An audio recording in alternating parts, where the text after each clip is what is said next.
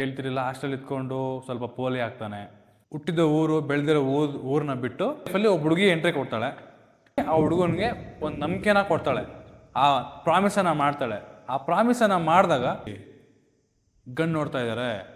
ನಾನು ಇನ್ಮೇಲೆ hi guys, ಎಲ್ರಿಗೂ ನಮಸ್ತೆ. ಮತ್ತೊಂದು ವ್ಲಾಗ್ಗೆ ಗೈಸ್, ನಾನು ಲಾಸ್ಟ್ ಟೈಮಲ್ಲಿ ಒಂದು ವೀಡಿಯೋದಲ್ಲಿ ಹೇಳಿದ್ದೆ, ಮಿಡಲ್ ಕ್ಲಾಸ್ ಹುಡುಗನ ಲೈಫು ತುಂಬ ಚೆನ್ನಾಗಿತ್ತು ಆ ಹುಡುಗನ ಸ್ಟೋರಿ ಅಂತ ಹೇಳ್ಬಿಟ್ಟು ಹೇಳಿದ್ದೆ. ಆ ಹುಡುಗನ ಸ್ಟೋರಿನ ಇವತ್ತು ಕಂಟಿನ್ಯೂ ಮಾಡ್ತಾಯಿದ್ದೀನಿ. ಆ ಹುಡುಗ ಸ್ಟಾರ್ಟಿಂಗಿಂದ ಅಂದರೆ ಆ ಹುಡುಗ ಹುಟ್ಟಿದಾಗಿಂತ SLCವರೆಗೂ ಮನೇಲಿರ್ತಾನೆ. SLCಗೆ ಏನು ಮಾಡ್ತಾರೆ, ಅವ್ರ ಅಪ್ಪ ಅಮ್ಮ ತೊಗೊಂಬಂದು ಒಂದು ಹಾಸ್ಟೆಲ್ಗೆ ಹಾಕ್ತಾರೆ. ಆ ಹಾಸ್ಟೆಲಲ್ಲಿ ಆ ಹುಡುಗನ ದಿನಚರಿ ಹೆಂಗಿರುತ್ತೆ ಅಂದರೆ, ಹೋಗ್ತಿರುತ್ತೆ, ಆ ತಕ್ಕ ಮಟ್ಟಿಗೆ ಹೋಗ್ತಿರುತ್ತೆ. ಬಟ್ ಆ ಲೈಫಲ್ಲಿ SLCನ ಏನೋ ಮಾಡಿಕೊಂಡು ಹಾಸ್ಟೆಲ್ ಇದ್ಕೊಂಡು ಯಾರೋ ಏನೂ ಕೇಳ್ತಿರಲಿಲ್ಲ. ಹಾಸ್ಟೆಲ್ ಇದ್ಕೊಂಡು ಸ್ವಲ್ಪ ಪೋಲಿ ಆಗ್ತಾನೆ.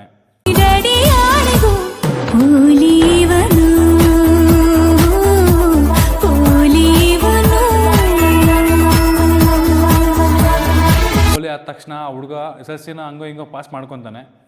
ಪಾಸ್ ಮಾಡ್ಕೊಂಡಿದ್ದ ತಕ್ಷಣ SLC ಮುಗಿದ ಮೇಲೆ ಮತ್ತೆ ನೆಕ್ಸ್ಟ್ ಏನೋ ಮಾಡಬೇಕಲ್ವಾ, PUCನೋ ಇಲ್ಲ ಡಿಗ್ರಿನೋ ಡಿಪ್ಲೊಮೋನೋ ಮತ್ತು ಯಾವುದೋ ಒಂದು ಮಾಡಬೇಕಲ್ವಾ. ಆ ಹುಡುಗ ಏನು ಮಾಡ್ತಾನೆ, ITIನ ಚೂಸ್ ಮಾಡ್ತಾನೆ. ITIನ ಚೂಸ್ ಮಾಡಿ ITIಯಲ್ಲಿ ಎಲೆಕ್ಟ್ರಿಷಿಯನ್ನ ತೊಗೊಂಡು, ಎಲೆಕ್ಟ್ರಿಷಿಯನ್ ಬೇರೆ ಎಲೆಕ್ಟ್ರಿಕಲ್ ಬೇರೆ, ಈ ಥರ ಎಲೆಕ್ಟ್ರಿಷಿಯನ್ನ ಒಂದು ಕೋರ್ಸ್ನ ತೊಗೊಂಡು, ಸರಿ ಆಯಿತು ಒಂದು ಯಾವುದಾದ್ರು ಒಂದು ಶಾಪ್ ಹಾಕ್ಕೊಳ್ಳೋಣ, ಅಂದರೆ ಒಂದು TVನೋ ಮಿಕ್ಸಿನೋ ರಿಪೇರಿ ಮಾಡಿಕೊಂಡು ಜೀವನ ಮಾಡೋಣ ಅಂತ ಹೇಳ್ಬಿಟ್ಟು ಆ ಹುಡುಗ ಏನು ಮಾಡ್ತಾನೆ, ಒಂದು ITIಯಲ್ಲಿ ಆ ಕೋರ್ಸ್ನ ತೊಗೊಂಡು 2 ವರ್ಷ ಕಂಪ್ಲೀಟ್ ಮಾಡಿ, ಹುಟ್ಟಿದ ಊರು ಬೆಳೆದಿರೋ ಊರನ್ನ ಬಿಟ್ಟು ಹುಟ್ಟಿದ ಊರನ್ನು ಬಿಟ್ಟು ಬಂದ ಮ್ಯಾಲೆ ಇನ್ನೇನು ಬಿಡುವುದು ಬಾಕಿ ಇದೆ. ಸಿಟಿಗೆ ಬರ್ತಾನೆ. ಸಿಟಿಗೆ ಬಂದಾದ್ಮೇಲೆ ಆ ಹುಡುಗನ ಲೈಫಲ್ಲಿ ಫಸ್ಟ್ ಅಂದರೆ ಅಂತಕ್ಕಂಥ ಒಂದು ಎಜುಕೇಷನ್ಗೆ ಆ ಒಂದು ತಕ್ಕನಾಗಿರೋ ಒಂದು ಕೆಲಸ ಸಿಗಲ್ಲ. ಹಂಗಾಗಿ ಏನು ಮಾಡ್ತಾನೆ ಆ ಹುಡುಗ, ಒಂದು ಯಾವುದೋ ಒಂದು ಕಂಪ್ನಿಯಲ್ಲಿ ಕೆಲಸ ಮಾಡ್ತಿರ್ತಾನೆ. ಕಂಪ್ನಿಯಲ್ಲಿ ಕೆಲಸ ಮಾಡ್ತಿರ್ಬೇಕಾದ್ರೆ ಆ ಹುಡುಗನ ಸ್ಯಾಲ್ರಿ ಬಂದು 6,000 ರೂಪಾಯಿ ಇರುತ್ತೆ ತಿಂಗಳಿಗೆ. ಈ ಒಂದು ಮ್ಯಾಟ್ರ್ ನಡೆದಿರೋ ಒಂದು ಇಯರ್ ಬಂದು 2016ನಲ್ಲಿ ಈ ಒಂದು 6,000 ರೂಪಾಯಿ ಸಂಬಳನ ಎತ್ಕೊಂಡು ಆ ಹುಡುಗ ಆ ಲೈಫ್ನ ಲೀಡ್ ಮಾಡ್ತಿರ್ತಾನೆ. ಆ ಲೈಫ್ನ ಲೀಡ್ ಮಾಡ್ತಿರ್ಬೇಕಾದ್ರೆ ಆ ಹುಡುಗ ಏನು ಮಾಡ್ತಾನೆ, ಸರಿ ಆಯಿತು 6,000 ರೂಪಾಯಿ ಸಂಬಳ ತೊಗೊಂಡು ಆ ಹುಡುಗನ ಲೈಫಲ್ಲಿ ಏನೋ ತಕ್ಕ ಮಟ್ಟಿಗೆ ಹೋಗ್ತಿರುತ್ತೆ, ಪರವಾಗಿಲ್ಲ ಆ ಹುಡುಗನ ಲೈಫು ಚೆನ್ನಾಗಿರುತ್ತೆ ಅಂದ್ಬಿಟ್ಟು ಆ ಹುಡುಗಂಗೆ ಎಷ್ಟು ಬೇಕೋ ಅಷ್ಟು ಇಟ್ಕೊಂಡು, ಅವಾಗೆಲ್ಲ ಸ್ಯಾಲ್ರಿಗೆ ಕಮ್ಮಿ ಇರುತ್ತೆ, ಬಟ್ ಅವಾಗ ಖರ್ಚು ಕಮ್ಮಿ ಇರುತ್ತೆ. ಆ ಒಂದು ಲೈಫ್ನ ಲೀಡ್ ಮಾಡ್ತಾ ಆ ಹುಡುಗ ಏನು ಮಾಡ್ತಾನೆ, ಆ ಒಂದು 6,000 ರೂಪಾಯಿ ಸಂಬಳ ತೊಗೊಂಡು ಹಂಗೆ ಇಂಕ್ರಿಮೆಂಟ್ ಆಗ್ತಾ ಹೋಗುತ್ತೆ. ಆ ಇಂಕ್ರಿಮೆಂಟ್ ಆಗೋ ಟೈಮಲ್ಲಿ ಆ ಹುಡುಗನ ಲೈಫಲ್ಲಿ ಆ ಒಂದು ಜೀವನ ಚೆನ್ನಾಗಿತ್ತು ಅನ್ನೋ ಒಂದು ಲೈಫಲ್ಲಿ ಆ ಹುಡುಗನ ಲೈಫಲ್ಲಿ ಒಬ್ಬ ಹುಡುಗಿ ಎಂಟ್ರಿ ಕೊಡ್ತಾಳೆ.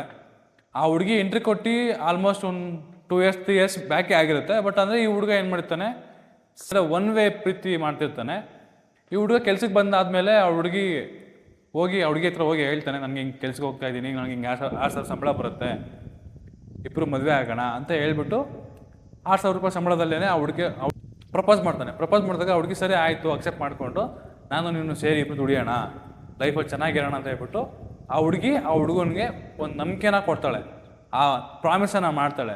ಆ ಪ್ರಾಮಿಸನ್ನು ಮಾಡಿದಾಗ ನನಗೆ ನೀನು ನಿನಗೆ ನಾನು, ನನಗೆ ಸಿಕ್ಕ ಒಲವು ನೀನು, ಕೈಯ ಬಿಡದೆ ಇರು ಕೊನೆವರೆಗೆ.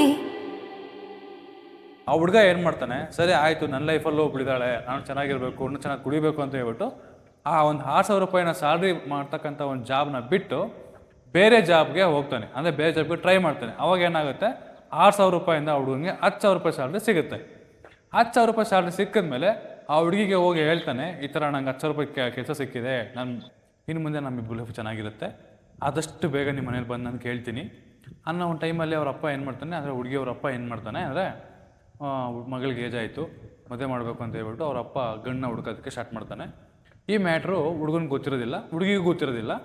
ಸರಿ ಆಯಿತು ಅಂತ ಹೇಳ್ಬಿಟ್ಟು ಹುಡುಗಿ ಹತ್ರ ಹೋಗ್ಬಿಟ್ಟು ಈ ವಿಷಯ, ಅಂದರೆ ನಂಗೆ 10,000 ರೂಪಾಯಿ ಸ್ಯಾಲ್ರಿ ಸಿಕ್ಕಿದೆ, ಇನ್ನು ಮುಂದೆ ಚೆನ್ನಾಗಿರುತ್ತೆ ಅಂತ ಹೇಳ್ಬಿಟ್ಟು ಆ ಹುಡುಗನಿಗೆ 1 ವರ್ಷ ಅದೇ ಸ್ಯಾಲ್ರಿಯಲ್ಲಿ ಅದೇ ಇಂಕ್ರಿಮೆಂಟಲ್ಲಿ ಮಾಡ್ತಾ ಇರಬೇಕಾದ್ರೆ ಆ ಹುಡುಗ ಏನು ಮಾಡ್ತಾನೆ, ಸರಿ ಆಯಿತು ಆಗುತ್ತೆ ಅಂತ ಹೇಳ್ಬಿಟ್ಟು ಆ ಹುಡುಗ 10,000 ರೂಪಾಯಿ ಸ್ಯಾಲ್ರಿಯಿಂದ 15,000 ರೂಪಾಯಿಗೆ ಇಂಕ್ರಿಮೆಂಟ್ ಮಾಡ್ಕೊತಾನೆ.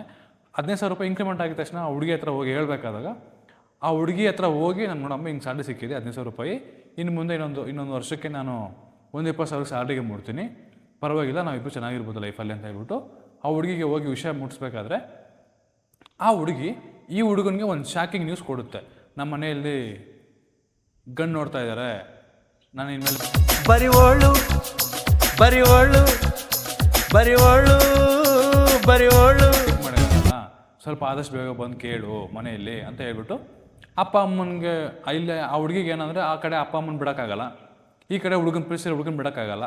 ಯಾಕೆಂದರೆ ಈ ಹುಡುಗಂದು 1 ಸೈಡ್ ಲವ್ 3 ಇಯರ್ಸು 2 ಇಯರ್ಸ್ ಇರುತ್ತೆ.